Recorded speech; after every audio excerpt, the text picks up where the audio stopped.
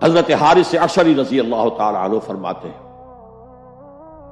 یہ مسند احمد ابن حنبل میں بھی ہے، ترمذی میں بھی ہے، قال قال رسول اللہ صلی اللہ علیہ وسلم انی آمرکم بخمس اللہ امرنی بہن۔ یہ ایک روایت میں اضافی الفاظ ہیں، اللہ امرنی بہن، دوسری میں نہیں ہے۔ انی آمرکم بخمس کے بعد شروع ہو جاتی ہے بالجماعت والسمع والطاعت والہجرت والجہاد فی سبیل اللہ۔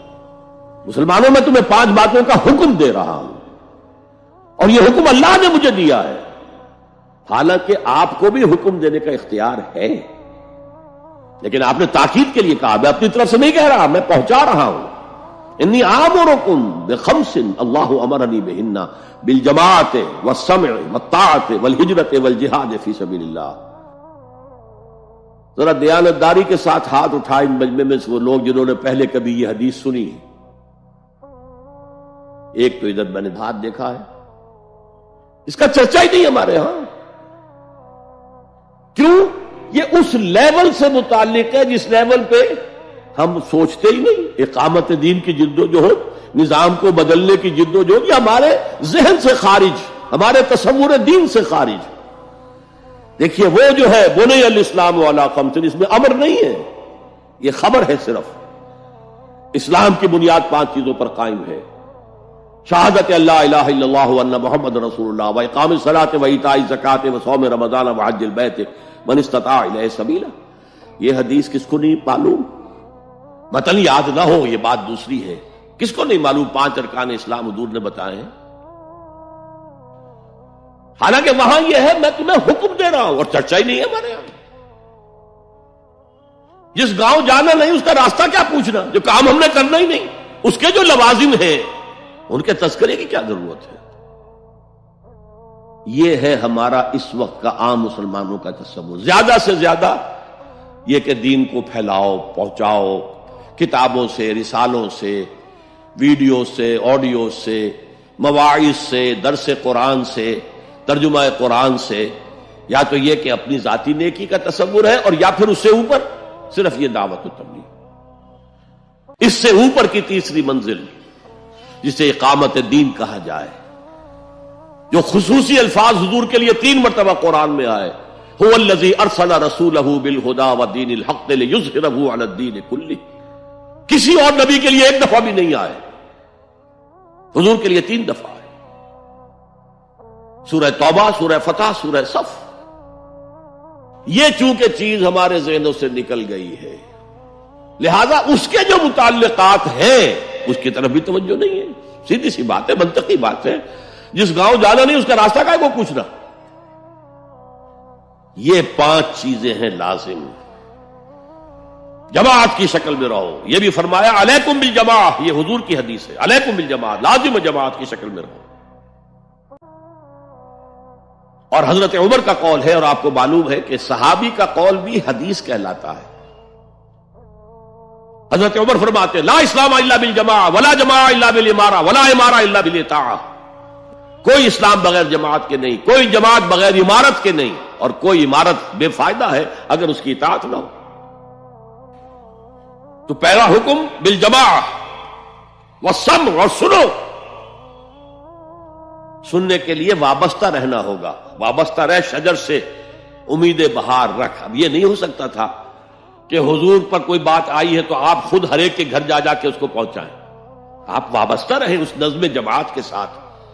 جیسے کہ درخت کا پتا جو ہے اس تک بھی جڑ سے لے کر جو غذا آ رہی ہے درخت کے پتے تک پہنچ رہی ہے، تو پیوستہ رہ شجر سے امید بہار رکھ، اس پیوستگی کے ساتھ، تاکہ وہ سارے احکام آپ تک خود بخود پہنچے۔ والطاعہ، اور اطاعت۔ 3 چیزیں ہو گئی، بالجماعت والسمع والطاعت والہجرت والجہاد فی سبیل اللہ۔ اور میں اس کی حقیقت پہلے بھی بیان کر چکا ہوں۔ ہجرت، اس کی بنیاد کیا ہے؟ حضور سے پوچھا گیا ای الہجرت افضل یا رسول اللہ، اے اللہ کے رسول سب سے اعلیٰ اور سب سے افضل ہجرت کون سی ہے؟ فرمایا ان تہجر ما کرہ ربک، ہر اس چیز کو چھوڑ دو جو تمہارے رب کو پسند نہیں ہے۔ آج اپنے گریبان میں جھانکیے، جو چیز زندگی میں غلط ہے شریعت کی روح سے طے کیجئے کہ اب نہیں ہوگی، اب ختم کر دوں گا، ہجرت شروع ہو گئی آپ کی۔ ان تہجر ما کرہ ربک، ہر اس چیز کو ترک کر دو، چھوڑ دو جو تمہارے رب کو پسند نہیں. اور آخری ہجرت تو آئے گی وہ اقامت دین کے آخری مرحلے میں، جب اقدام ہوگا، جب نظام کو چیلنج کیا جائے گا، پھر جو ہجرت ہوگی وہ فرض ہجرت ہوتی ہے. مدینے کی ہجرت فرض تھی، ہجرت حبشہ فرض نہیں تھی. وہ تو جن لوگوں کی ہمت جواب دے رہی تھی اور جو پرسیکیوشن ہو رہی تھی اور جو تشدد ہو رہا تھا اس کو برداشت نہیں کر پا رہے تھے، انہیں اجازت دے دی گئی کہ ٹھیک ہے چلے جاؤ، حبشہ کی طرف ہجرت کر جاؤ. مدینے کی ہجرت فرض تھی. اگر کوئی ہجرت نہیں کر رہا، ما لکم من ولایتہم من شیء حتی یہاجروا، تو اے مسلمانوں تمہارا ان سے کوئی تعلق نہیں ہے جب تک کہ وہ ہجرت نہ کرے. بلکہ سورہ نساء میں اس کو بھی ایک طرح کا نفاق قرار دیا گیا. تو وہ ہجرت بڑی ہجرت ہے، گھر بار چھوڑ کر. اور مکے والے جو گئے تھے چھوڑ کر، وہ قریش کے بھیڑیوں کے رحم و کرم پر چھوڑ کر گئے تھے اپنے گھر والوں کو، اور ان کا سارا گھر کا سامان لوٹا گیا تھا، اور اس سارے سامان سے وہ کیپٹل فراہم کیا گیا تھا جس کو لے کر ابو سفیان کا قافلہ گیا تھا شام کی طرف، جس کا حضور نے پیچھا کیا تھا لیکن وہ نکل گیا تھا. جب وہ واپس آ رہا تھا تب حضور نے پھر اس کو کنفرنٹ کرنے کے لیے مدینے سے باہر نکل کر پروگرام بنایا، لیکن وہ اللہ کو کچھ اور منظور تھا. ادھر سے لشکر آ گیا اور جنگ ہو گئی، جنگ بدر ہو گئی. تو ہجرت کیا ہے؟ شروع سے ہجرت کیا ہے؟ ان تہجر ما کرہ ربک، اور سب سے اوپر کیا ہے؟ گھر بار، اپنے آباء و اجداد کی وطن جہاں آپ کے آباء و اجداد دفن ہے، چھوڑو جاؤ، اور جاؤ وہاں جہاں پوری طاقت مرکوز ہو جائے تاکہ آپ نظام باطل کو چیلنج کرنے کے لیے ساری طاقت ایک جگہ جمع کر سکیں. اور جہاد پوچھا گیا ای الجہاد افضل یا رسول اللہ، سب سے افضل جہاد کون سا ہے اللہ کے رسول؟